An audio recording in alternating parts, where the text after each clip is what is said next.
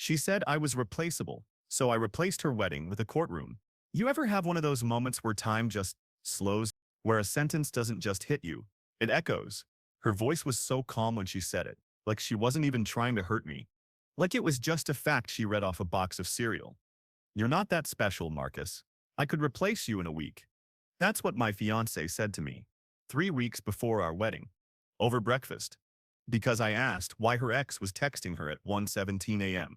Not accusing, not yelling, just asking. And her answer? Not denial, not reassurance, just a cold, lazy shrug.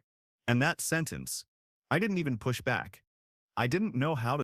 It's like she'd sucker punched the air out of me and just kept eating her oatmeal. She kept scrolling through her phone like nothing happened. Like the past 4 years meant nothing. Like I was furniture. I remember the clink of her spoon against the ceramic, the way the steam from her bowl fogged up her glasses, and me, just staring at my half-buttered toast like it suddenly explained everything. Her name was Natalie, and once, I thought she was the one. We met through friends. She was the kind of woman who could walk into a room and instantly rearrange the energy. Not loud, not flirty, just present. Like she belonged wherever she was. She worked in product development for a skincare startup. Smart, sharp, always 3 steps ahead. We clicked hard in the beginning, late-night ramen dates, deep talks about nothing, weekends exploring bookstores and pretending we'd buy anything other than coffee. It was real.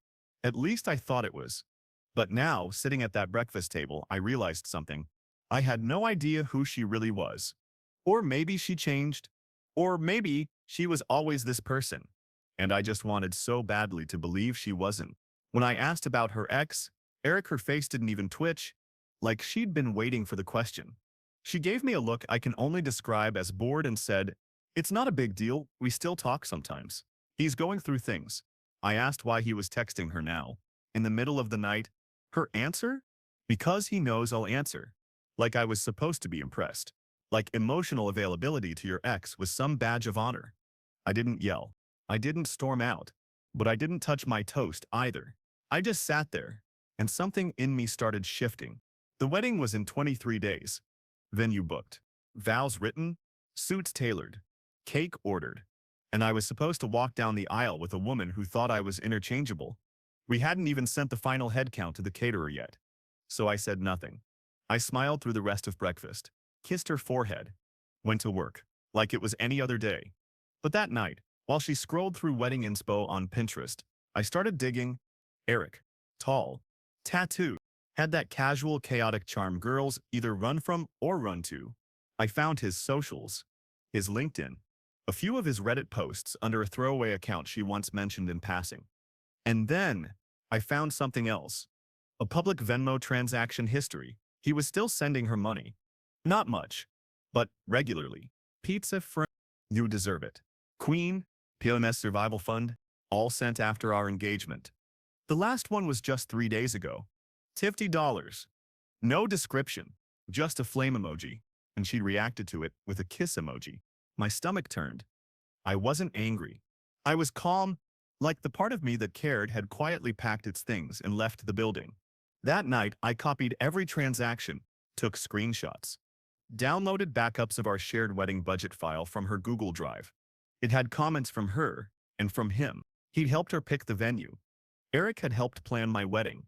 The next morning, I booked a 30-minute consult with a family attorney, just to ask some questions about joint assets, about contracts, about how to handle canceling a wedding when one party might try to recoup emotional damages, because I had a plan, and the first step was wait. That weekend, we had our final pre-wedding meeting with the planner. Natalie wore a white sundress, smiled like nothing was wrong, told me I looked tense. I said it was just nerves, that I loved her, that I couldn't wait. I lied, effortlessly, because if I was so easy to replace, she was about to find out how replaceable everything she thought she had was. I started canceling things, quietly. The honeymoon reservation, I called the resort, told them to hold the room, but under my name only. Her wedding dress, alterations, rescheduled the pickup, told them she'd be out of town. I delayed the catering deposit, postponed the rehearsal dinner, claimed we had a COVID case in the family. I also changed the password to our shared Google account. Backed up everything. All messages, all files, all calls, including a voicemail I found she didn't know saved Eric, saying he missed the way she looked in his shirts, begging her to not settle for a safe guy just because he can pay for her Spotify. I sent that to my lawyer, with a timestamp. On the Monday before the wedding, I served her papers. Not divorce, because we weren't married yet, but small claims, breach of verbal contract, and preliminary motion to reclaim 50% of all shared expenses, citing fraud, because what she didn't know was I'd paid for 80% of the wedding, 14,325.6 to be exact, and I had every receipt. She came home to find me gone, my stuff packed, my name removed from the lease. On the kitchen island, I left a printed copy of the Venmo transactions, a thumb drive with the voicemail, and a sticky note. You said I was replaceable. Turns out, so was the groom. I blocked her everywhere, except email, because the court still needed to reach her. The text started 45 minutes later, angry, then begging, then furious again. She tried to tell everyone I ghosted her a week before the wedding, that I had commitment issues, that I stole the honeymoon money. She didn't know I'd already sent out a quiet message to every guest, explaining the real reason the wedding was off. Attached were the screenshots, the audio, the receipts. I let the truth speak for me. And Eric, he tried to make a joke out of it, posted a meme about winning the prize without buying a ticket. So I added one more detail to my motion. An email Natalie sent to the venue, CCing Eric discussing my financial contribution to a day she was just tolerating. That line, I'll pretend to cry during the vows, but I'll be picturing someone else. The email was dated 2 weeks before our wedding. It was the final nail. I gave her silence.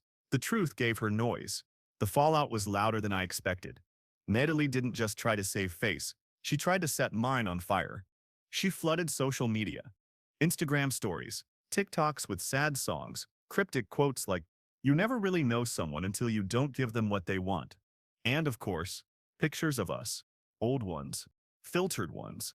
Ones where I looked like the man she pretended to love. She tagged me in none of them, but her captions were aimed like bullets. And the comments poured in. "You're better off. He probably cheated. Men are so weak these days." She wanted pity. And for a few days, she got it, until someone flipped. It was Kara, her old college roommate, the one who'd always had a careful distance from all the wedding drama, the one Natalie used to call boring but useful behind her back. Kara sent me a message. Subject line, "I'm sorry I didn't say anything sooner." Attached was a screenshot of a private group chat between Natalie, her bridesmaids, and Eric. They had a nickname for me, Mr. Wallet. Messages like, "He'll pay for everything. Just act grateful." Eric says, "My poker face is getting better. No? Can't wait to blow his mind on the honeymoon and then blow it all up." My stomach dropped again. Not from shock this time, but from clarity, because when someone slaps you, it stings. But when they laugh while doing it, that's when it carves something into your chest. I forwarded it all to my attorney. He called me 15 minutes later. "Marcus, this isn't just betrayal, this is documented financial deception. You've got a real shot here. Not just at recovering the money, but at forcing a reckoning." We amended the small claims to include digital harassment and intentional infliction of emotional distress. Filed for damages totaling $24,000. I knew I wouldn't get it all, but I didn't need to. I just needed the judge to read those messages out loud. Meanwhile, Natalie had no idea what was coming. She thought she was still in control of the story. She thought I was licking my wounds while she curated her narrative. She didn't know Kara had flipped. Didn't know my silence wasn't weakness. It was set up. I started seeing the slow shift in her tone. First it was pity-baiting. Then it became paranoid. Her posts turned bitter. Some people can't handle real love. Imagine wasting 4 years of your life just to end up alone again. But behind the scenes, her lawyer contacted mine. They wanted to mediate. We met in a conference room. Natalie walked in like she was auditioning for an apology video. Oversized sweater, no makeup, voice just a little shaky. But her eyes? Still sharp, still calculating.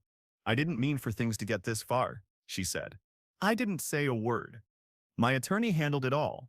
They offered a quiet settlement, $5,000 and a joint statement saying we parted ways due to mutual incompatibility. My lawyer slid the folder across the table. Inside were printouts of every message. Every payment, every email. The final one, a calendar invite titled Rehearsal Dinner. RSVP, Eric confirmed. Her hands trembled as she closed the folder. I didn't send that, she muttered. My lawyer leaned forward. Your Gmail did. From your IP address. 6:43 p.m., 2 days before he sent you money again. Silence. And then the look. The one where the mask cracked, where the performance dropped, where she realized she was no longer the one holding the script. We declined the $5,000 offer, filed instead for full reimbursement of wedding costs, plus emotional damages. Set a court date. Natalie's lawyer looked like he wanted to evaporate. She stood up to leave, and for the first time, she looked at me. Not with malice, not with arrogance, but something that almost looked like fear. She whispered, "You're not the man I thought you were." I finally spoke. I was, you just never bothered to look. The next few weeks were quiet. She went off-grid for a bit, deleted most of her posts, made her accounts private. Word spread, friends started reaching out, not to take sides but to confess. Apparently, Natalie had been rehearsing her exit for months, even hinted at testing the waters with Eric before our wedding.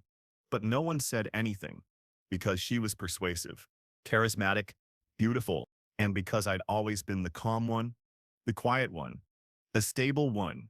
People don't rush to defend the guy who never complains. They assume he'll survive. They were right. But I didn't survive by accident. I survived by turning her silence into evidence. The court hearing was set for the end of the month. I wasn't nervous, because at this point, it wasn't about revenge. It was about truth, about watching her own words dismantle the image she built, brick by smug brick. Kara testified. So did another bridesmaid, Julia, who'd originally sided with Natalie but flipped after seeing the receipts. Apparently, Natalie had said she hoped I'd break down and pay double just to avoid embarrassment. She thought humiliation was my kryptonite, but I'd already lived through the worst part. The quiet realization that the woman I loved thought of me as a transaction. The courtroom, that was just paperwork. Natalie's defense tried to argue it was emotional venting, that her messages were taken out of context, that Eric was just a joke. Then came the audio, the voicemail, played over the courtroom speaker. Eric's voice, sultry, smug, talking about how she still wears my hoodie when she misses real passion. Natalie's face turned to stone. The judge didn't slam the gavel or give a long speech. She simply said, "Plaintiff has sufficiently proven emotional and financial misconduct. Judgment awarded for $18,024, payable within 60 days. Natalie didn't look at me once. But as I walked out of that courtroom, I looked back. And for a moment, just a moment, she looked small, like the truth had peeled her down to size. I didn't celebrate, didn't post, didn't gloat. I went home, made coffee, turned off my phone, and sat there for a long time. Not because I was sad, but because peace, real peace, doesn't shout. It sits quietly beside you. 3 weeks later, Eric posted a photo with a new girl. Tagline, "Trade up." She looked exactly like Natalie. Same eyeliner, same smile. I laughed once, then never looked at it again. Natalie eventually emailed me. Subject, closure? The body of the message just said, "I didn't think you'd actually go through with it." I didn't reply, because closure isn't something you ask for. It's something you earn, by walking away while they stand in the ashes they lit. She called me easy to replace, so I became impossible to reach. There's a kind of silence that doesn't feel empty. It feels earned. After the court ruling, I didn't throw a party, didn't book a trip, didn't reclaim anything on Instagram. Instead, I got quiet. Intentionally. People expected a victory lap. But I wasn't chasing noise. I was chasing clarity, because what Natalie gave me wasn't just heartbreak. She gave me a blueprint of every blind spot I never noticed, of every person I called friend who flinched when truth got inconvenient, of every way I'd made myself easy to ignore. So I started rebuilding, not out of spite, but out of curiosity. What could I become? If I finally stopped being what they expected, I moved out of the apartment we once shared, found a smaller place on the edge of town, nothing fancy, but the kind of quiet that doesn't need music to fill it. I picked up running again, early mornings, before the world got loud. Funny how pain sharpens your focus. Every breath felt deliberate. Every step was mine again. Natalie tried again. Of course, not directly, but through proximity. One night, I ran into her at a mutual friend's birthday. I hadn't planned on going, but the host insisted. She arrived late, wearing red. Always a statement. She hugged people like she still owned the room. Then she saw me, paused, smiled a little too tightly, walked over. "Didn't expect to see you here," she said. "I live," I said. "That's usually enough." Her laugh was brittle. "You look different." I just sipped my drink. She kept standing there waiting for something. I didn't give it. That was the first time I realized. Sometimes the real power isn't in the revenge itself. It's in how little you need from them after it. She lingered, tried to fish. "Do you still talk to anyone from my side?" "No," I said. "Turns out, I don't need surveillance cameras when the walls talk on their own." She flinched. Just a bit. Then tried to pivot. I didn't mean what I said that day. I raised an eyebrow. "Which part?" She opened her mouth, closed it. I walked away. I think that was the moment she realized she couldn't reach me anymore. Not with guilt, not with charm, not even with regret, because I had already buried the version of me that would have listened. A month later, I received a letter. Not an email. A letter. Fear. Handwritten. Return address blocked. But the handwriting was familiar. Inside was a single page. "Marcus, I think you deserve to know the truth. Natalie was never just talking to Eric. There was another guy. From her office. They slept together 3 weeks before the proposal. She told us it was a one-time thing, but she bragged about how she felt nothing afterward. Like it proved how strong she was. No signature. No initials. Just a line at the bottom. Not everyone stayed quiet because they wanted to. I didn't cry. Didn't scream. Just folded it. Placed it in the drawer with the rest. Like another page in a book I no longer needed to read. That same week, Natalie's Instagram went dark. All photos gone. Profile bio. Taking time. Friends started whispering again. Apparently, Eric had blocked her. She'd tried to move in with him after the court ruling. Claimed she was starting fresh. He ghosted her. She spiraled. Then filed a police report claiming he took some of her belongings. But retracted it 2 days later when it was proven she never moved anything in. False accusation. Documented. I forwarded that record to my lawyer. Why? Because in the state we lived in, repeated patterns of defamatory behavior can lead to additional damages, especially when it impacts someone's emotional well-being and reputation. We amended the original judgment, filed a supplementary claim citing a pattern of documented false claims and emotional abuse. Natalie was served again. This time, she didn't fight it. She offered to settle before it reached court. Was guilty, payable within 30 days. No statement, no drama, just a check and silence. I accepted. Not because I needed the money, but because every dollar now came with her knowing she paid me for the lies she tried to bury. I used that money to fund something new, a workshop I'd been planning quietly, financial literacy and recovery support for men post-breakup or divorce. I called it Unmuted. The irony didn't escape me. I used her hush money to give other men a voice. One day, I got a message through the unmuted inbox. No name. Just this. "Hey, I think I dated your ex." She said you were too calm, too passive.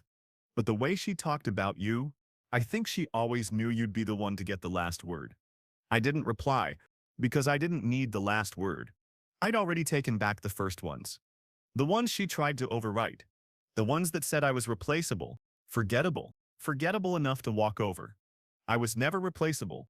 I just hadn't replaced her yet. She tried to make me disappear. I made her live in the truth instead. It was almost poetic. The same woman who once mocked my stillness, who mistook silence for weakness, predictability for passivity, loyalty for dullness, now lived inside the echo chamber of her own unraveling. And the worst part for her? It was quiet. No scandal, no courtroom cameras, no dramatic confrontations. Just a slow, inescapable descent into being seen for who she really was. The second legal motion, the one tied to her false accusation against Eric, made its way through mediation quicker than I expected. My lawyer called me after the final paperwork was filed. "She's not contesting it, not even showing up to arbitration." "Why not?" He paused. "Because she's trying to disappear, and you're making that impossible." It didn't matter that Eric had ghosted her. It didn't matter that the career she used to brag about, the product dev job where she mentored weaker minds, was now on a quiet leave of absence. The damage wasn't just to her reputation, it was to her control. For the first time in her adult life, Natalie couldn't spin the story anymore.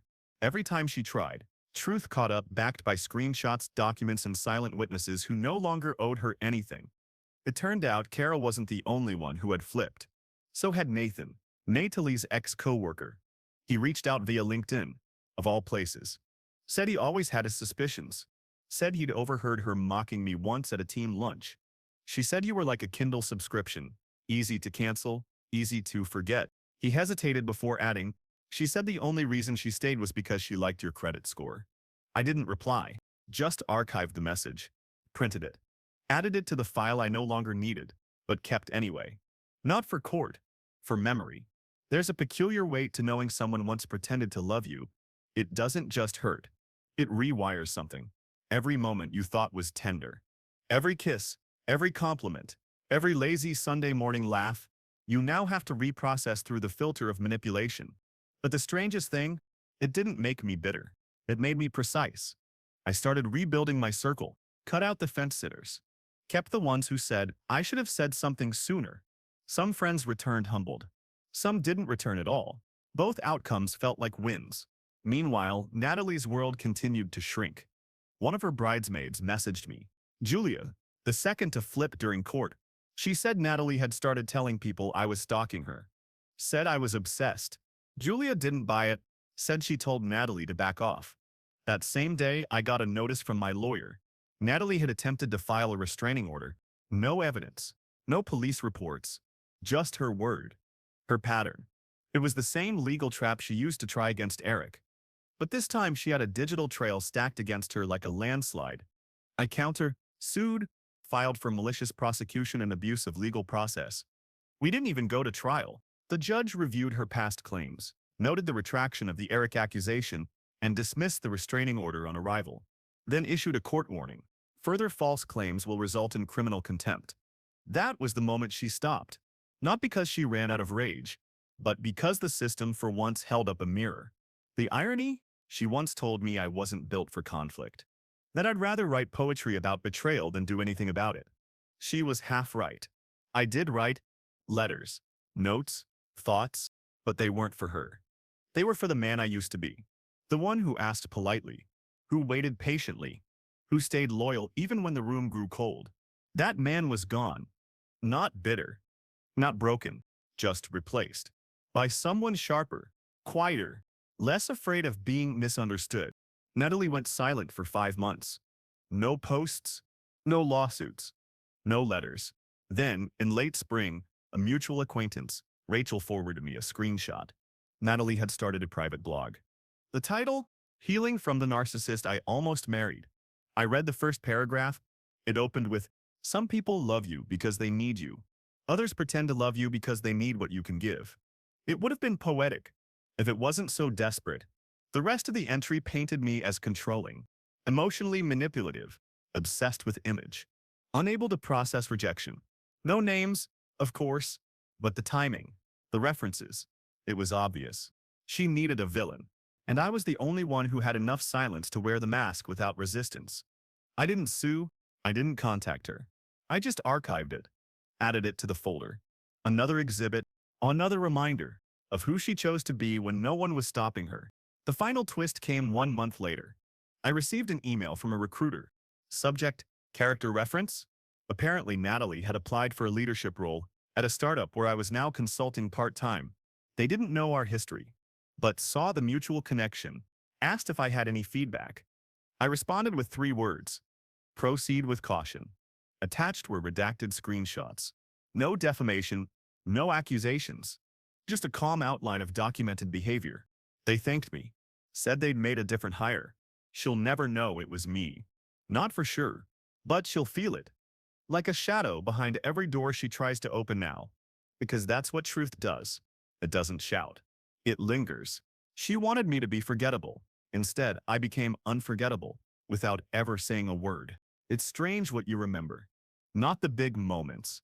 Not the courtroom win. Not the refund check. Not even the look on her face when the judge said the word damages. No. What I remember most is something smaller. A morning, My first real morning in the new apartment. Sunlight through half-open blinds. Coffee just starting to percolate. The sound of sneakers tapping against pavement outside. And the quiet. Not the awkward silence we used to share at the end. Not the brittle, tension-filled hush that hung between us after every lie. This was different. This was silence that held space. For healing. For rebuilding. For myself. There's a myth we tell men like me. That staying calm makes you weak. That walking away means you lost. That if you don't make a scene, you'll never be remembered. But that's wrong. Because sometimes the most unforgettable thing you can do is end quietly. Let them scream. Let them post. Let them twist the story. You just walk. And let the truth grow roots behind you. I didn't need Natalie's apology. Didn't crave her regret. Because I had something better. Distance. Dignity. Documentation. I kept the file not to reopen the wound, but to remind myself what I survived. Not just her betrayal, but my own blindness to it. People still ask me, now and then, do you hate her? I don't. You don't hate the fire that burned you. You learn where it lives, and you stop warming your hands there. A few months ago, I heard she moved cities, left the startup world, got into coaching, empowerment for women rebuilding after narcissistic relationships. You'd think I'd be angry. I wasn't, because truth has a funny way of circling back. Two of her early clients had followed her on social media, then quietly left reviews on another platform. She talks a lot about her pain, but never takes ownership of her role in it. Felt more like a performance than a safe space. And one line that stuck with me, I didn't feel guided. I felt observed. That one, that's Natalie, in a sentence. The last time I saw her was unplanned. At a bookstore. Of all places, she was in the self-help section, reading the back of a paperback titled The Gift of Being Left. She didn't see me, but I saw her. No red dress, no smug smile, just a woman holding a book that mirrored what she never thought she'd become. Left. I walked past. Didn't speak. Didn't linger. But as I rounded the aisle, I glanced back once, and she was just standing there, still holding the book, staring at the floor. Some would call that moment revenge. But I don't.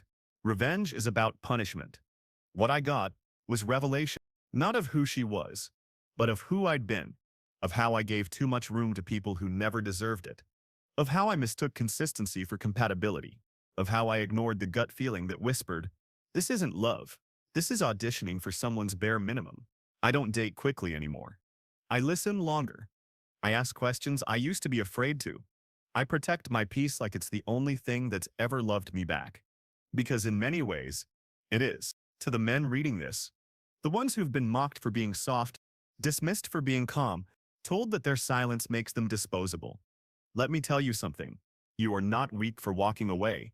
You are not broken because you didn't scream. You are not forgettable because you handled it with grace. You are powerful in ways they'll never understand. Because while they were busy performing, while you were documenting, while they were screaming to be seen, you were building a life that didn't need their eyes to validate it. Natalie thought I was replaceable. But here's the truth. She never replaced me. Not really. Because the kind of man who doesn't burn your life down when betrayed, the kind of man who chooses strategy over spite, calm over chaos, truth over theatrics, isn't easy to find. And she'll spend the rest of her life calling that boring. But I'll spend the rest of mine calling that free. Ending, reflection. I didn't win by ruining her. I won by refusing to ruin myself. By choosing truth over retaliation, stillness over spectacle, rebuilding over revenge. And now, I don't speak her name. Not out of pain, but because some stories deserve an ending, not a sequel. She said I was easy to replace. Now she tells my story with different names, hoping I'll never hear it, but knowing I always will. If you were in my shoes, would you have taken the legal route or just walked away? Comment below what you'd do. Don't forget to like and subscribe for more real-life stories of betrayal and quiet justice. More coming soon, because every silence has a story behind it.